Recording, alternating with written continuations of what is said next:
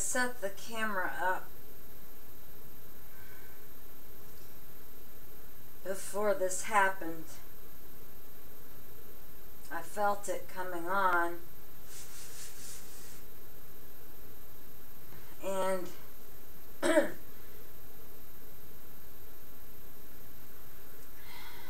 I thought I'd share it for people who don't know how bad the infection can be when it's in your brain, Lyme disease.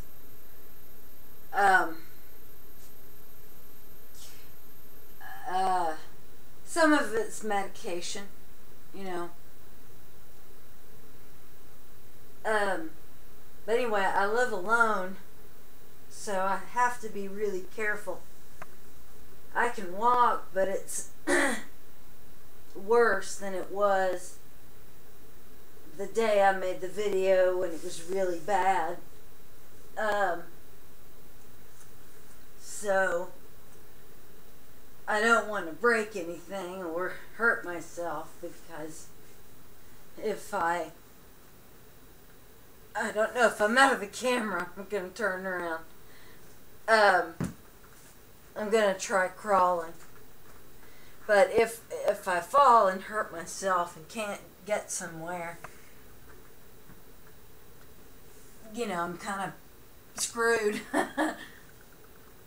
So I'm not walking, which is good, because now my crawling isn't even, you know, that great. There's no pain today. I mean, a little bit of a headache, but I think that it's just a normal headache. You know, it's just an everyday thing. So I'm not really concerned about, you know, that.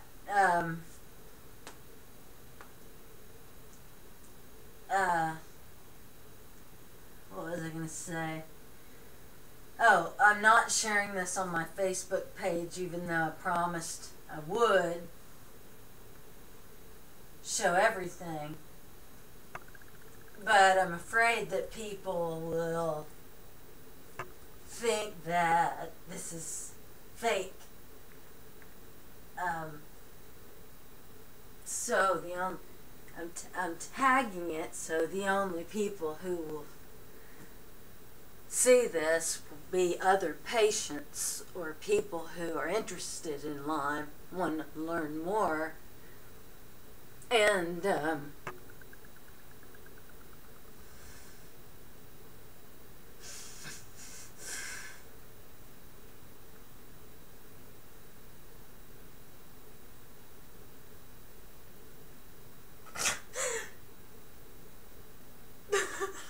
this is when it's really bad. I'm being alone. It's this is very scary. And I know that a lot of people probably go through this alone, but I'm not strong enough. Emotionally, I'm not.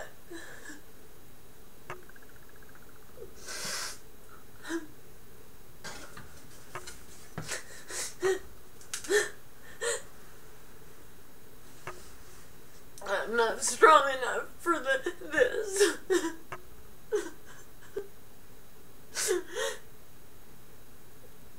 This has gone on too long.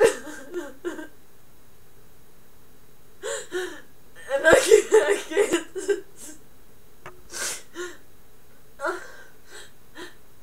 I can't take any more. I'm too weak. You know, other people post all these hopeful videos, and I usually do, but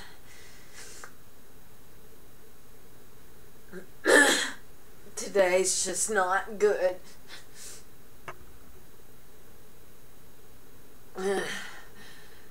And I know that I will make this, I'll make it through this, make it through everything else. So,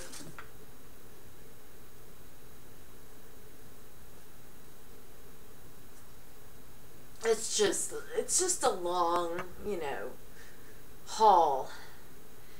And for a lot of patients, myself included, I've said this before, and I know it's redundant, but I don't care.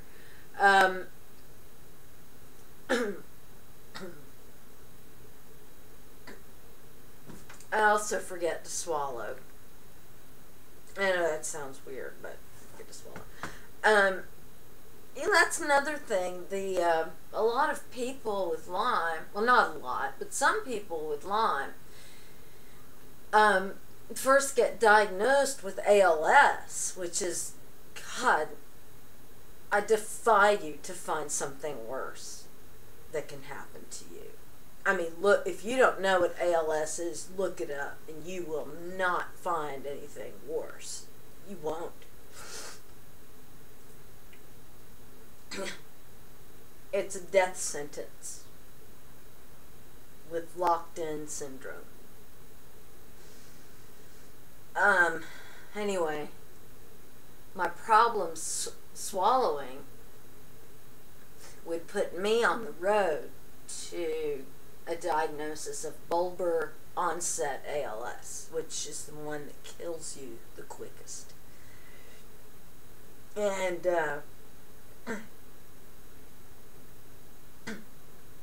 my ex-husband was first diagnosed with ALS, and it was hell. It was hell. For me. Just for me. And I can't imagine what it was for him. He is so strong mentally and emotionally. I've seen him cry twice. And the first was when his grandpa died.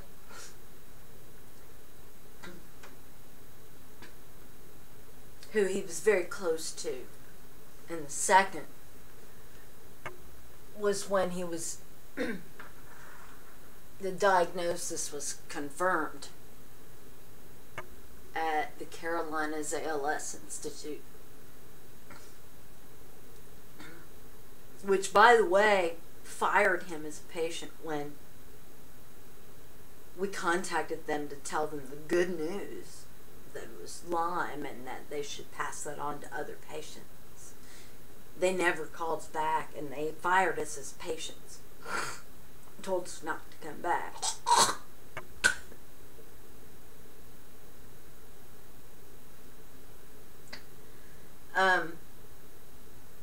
And not swallowing is really scary. But anyway, they fired us as patients, and or us, him. Anyway, that second time he cried, I heard him in the shower. Well, and the third time he cried was when he asked for a divorce.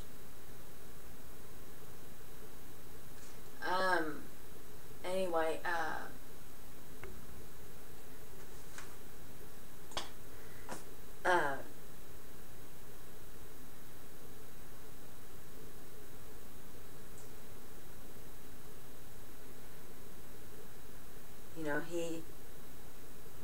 he's fighting it too, and the scariest thing is he went into a remission. And just like cancer, sometimes you get a remission and it comes back. And, I've not even experienced remission. But if I had one and it came back,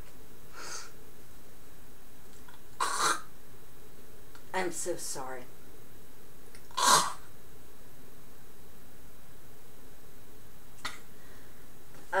If I had one and it went into remission, I really think I would kill myself.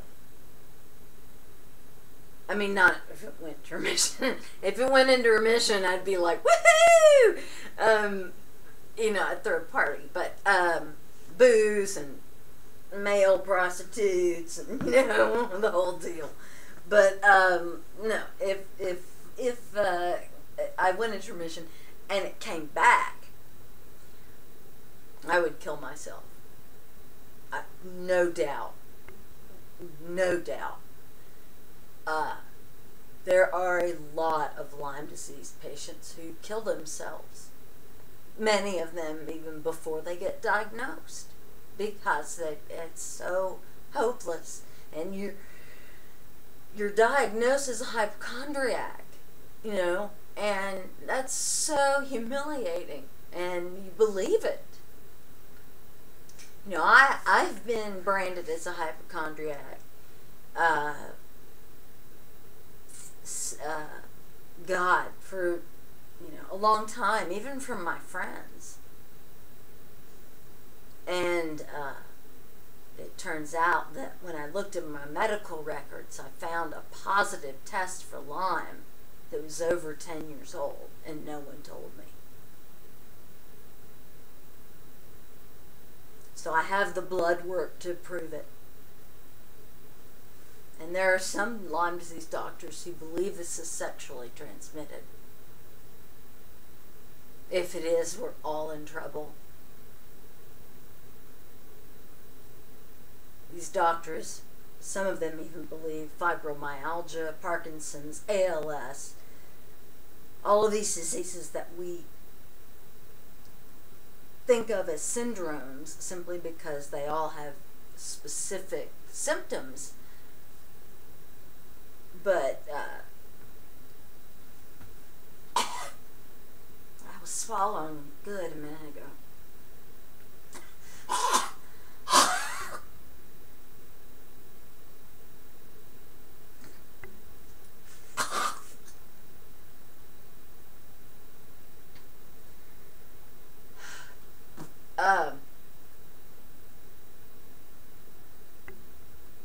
They all have symptoms in common.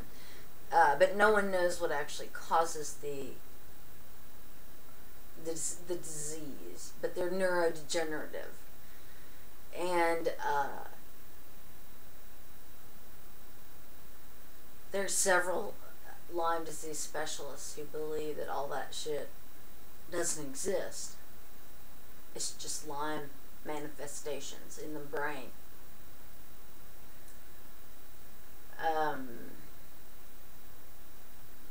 One Lyme disease doctor told us in an appointment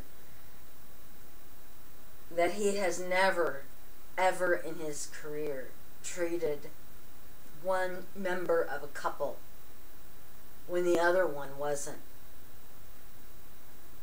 infected. And that's where he got the Lyme disease diagnosis. So anyway, I'm gonna have to go because this has gone too long and YouTube will probably cut me off. So thank you for watching, and it's gonna take me a while to get to turn this off, but thank you for watching, and next time I won't cry or talk about suicide. I hope. And for those of you who are patients, I wish you hope, and I wish you joy when you can get it, and appreciation for life if you can get it. And there is hope.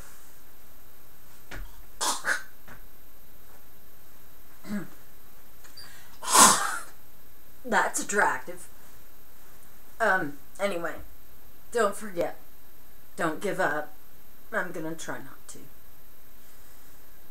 Bye.